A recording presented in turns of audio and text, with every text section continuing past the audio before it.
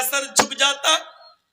4 سال تک اپنی بچی کو پالتا پوستا بڑا کرتا, کھلاتا پلاتا, لیکن جب 4 سال کی بچی ہو جاتی تو پھر اپنی بیوی سے کہتا اس کو نہلاؤ دھلاؤ اچھے کپڑے پہناؤ. 4 سال کے بعد اس بچی کو نہلایا جاتا دھلایا جاتا نئے کپڑے پہنائے جاتے. پھر باپ کہتا بیٹی چلو ہم تمہیں میلے میں لے کے جا رہے ہیں. پھر میلے میں لے کے جاتا, جنگل میں لے جاتا جہاں پہلے سے گڈھا کھدا ہوا ہوتا.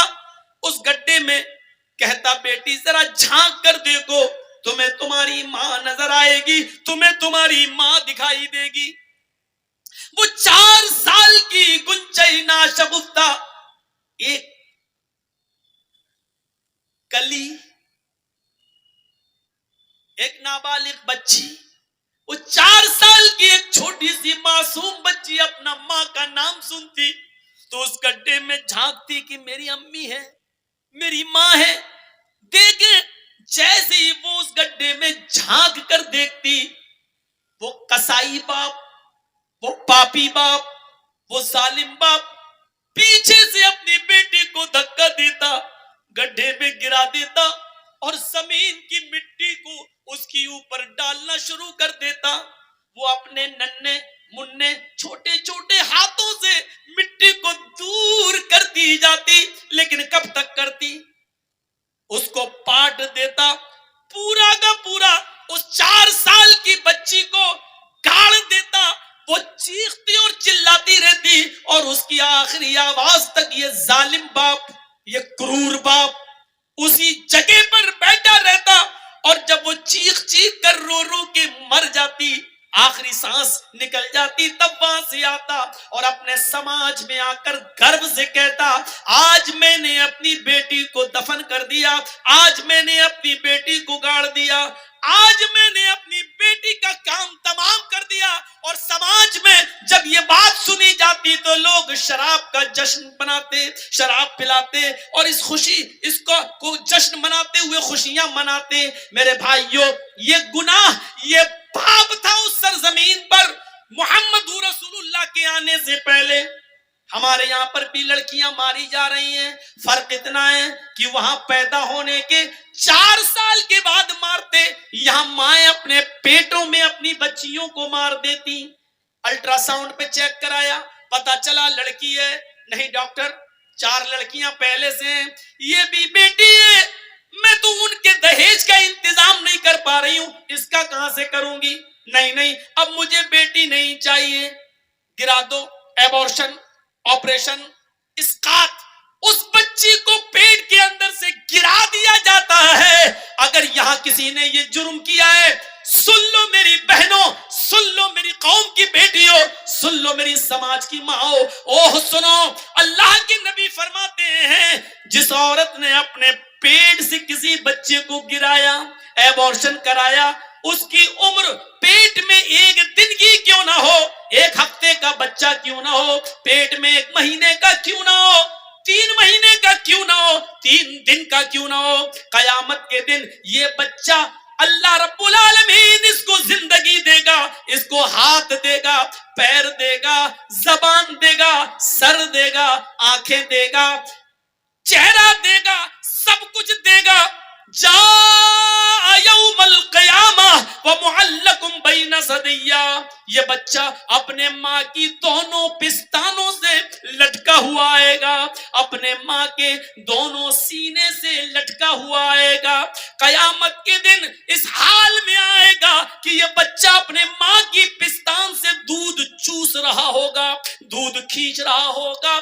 اللہ رب العالمین کی آواز آئے گی, اے بچے تجھے کچھ کہنا ہے, بچہ اپنے ماں کی پستان کو چھوڑ دے گا, یقول چیخے گا اور کہے گا یا ربی ہاذہ امی قتلتنی, اللہ یہ میری ماں ہے جس نے دنیا میں مجھے مار ڈالا تھا, اللہ یہ میری ماں ہے جس نے دنیا میں میری جان لے لی تھی, اللہ یہ میری ماں ہے جس نے دنیا میں مجھے قتل کر ڈالا تھا, اللہ یہ دنیا میں میری نہ بنی, آج تو اس کا مت بن, اللہ یہ دنیا میں میرا خیال نہ رکھ سکی, آج تو اس کا خیال نہ رکھ, اے اللہ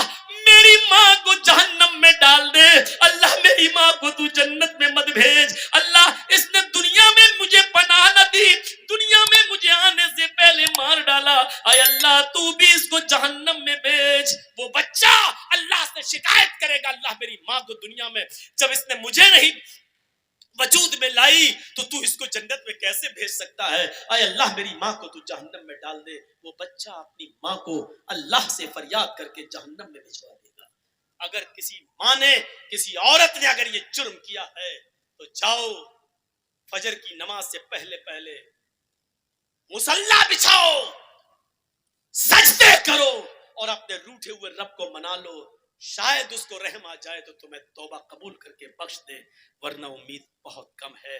جس نے دنیا میں اپنے بچے کو گرایا, تم تو حلال بچے گرا رہی ہو, اپنے شوہر کا بچہ گرا رہی ہو صرف اس لیے کہ 3 لڑکیاں 4 لڑکیاں پہلے سے, چوتھی بھی لڑکی نہیں چاہیے, صرف اس لیے. اسلام نے تو حرام اولاد بھی گرانے کی اجازت نہیں دی, ناجائز بچہ بھی مارنے کی اجازت نہیں دی. وہ ایک عورت آئی تھی اللہ کے رسول کے پاس جس سے زنا ہو گیا تھا, حرام کام ہو گیا تھا, کہہ رہی تھی اللہ کے رسول مجھے پاک کر دو. اللہ کے نبی نے کہا کیا ہوا؟ کہا ایسا ایسا ہو گیا.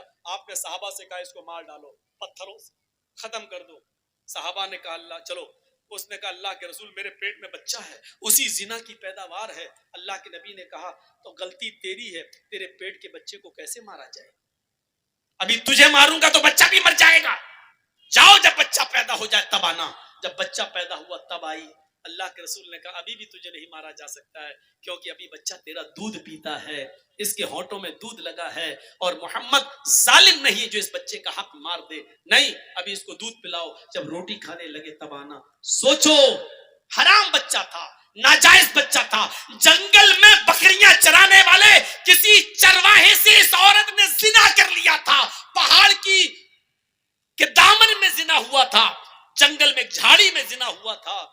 لیکن اللہ کے رسول صلی اللہ علیہ وسلم نے اس ناجائز بچے کو بھی گرانے کی اجازت نہیں دی, جبکہ اس بچے کا باپ اس دنیا میں پتہ نہیں کون ہے, نہ اس نے ایکسپٹ کیا کہ میرا بچہ ہے, اور آج تک حدیث کی کتابوں میں اس بچے کا باپ کا پتہ نہیں ہے کہ کون ہے.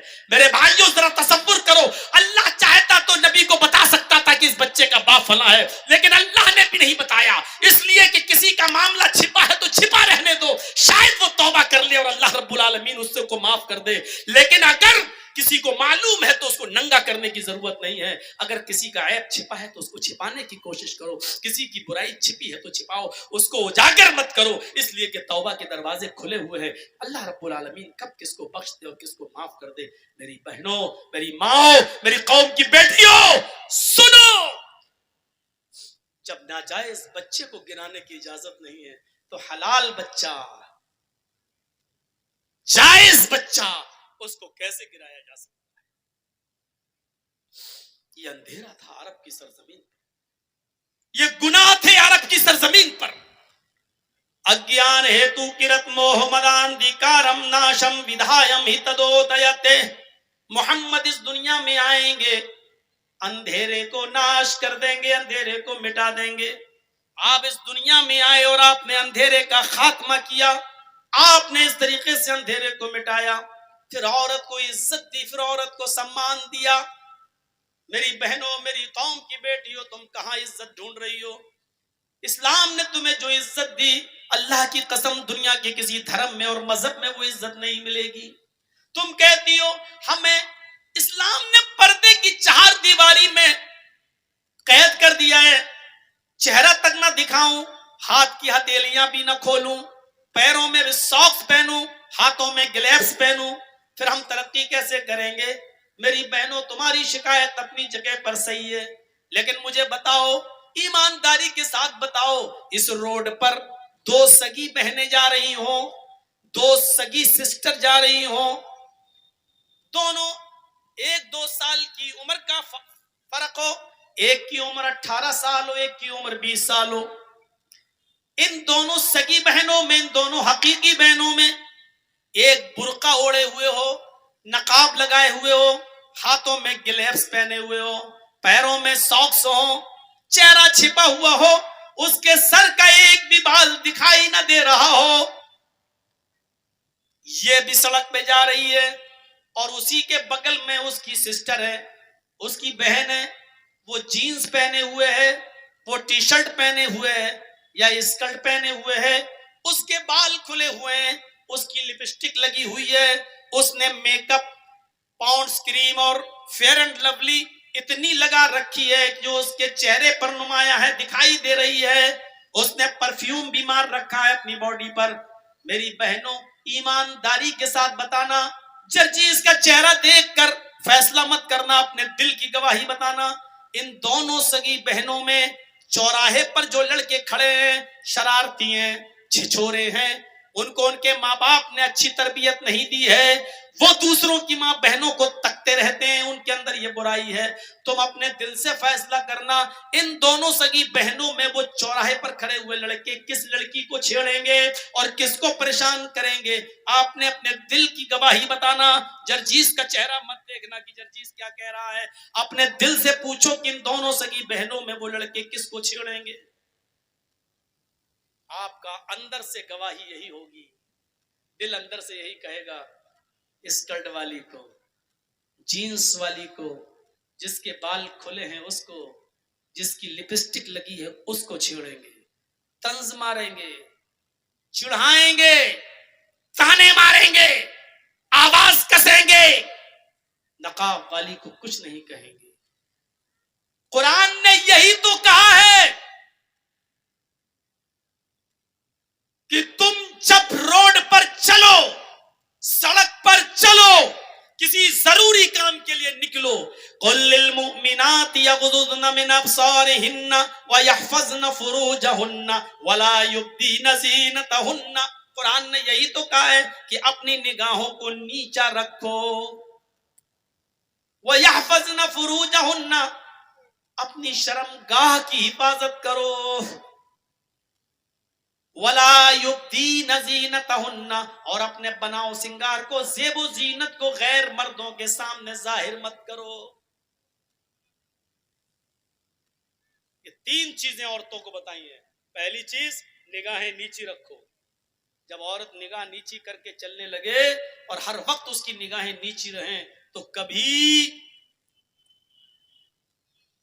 व्हाट्सएप पे किसी से बात करने की जरूरत ही नहीं पड़ेगी, मैसेंजर और फेसबुक चलाने की जरूरत ही नहीं पड़ेगी, क्योंकि जब निगाहें नीची रखती है तो वो क्या जाने कौन गुजर रहा है, कौन जा रहा है, कौन आ रहा है।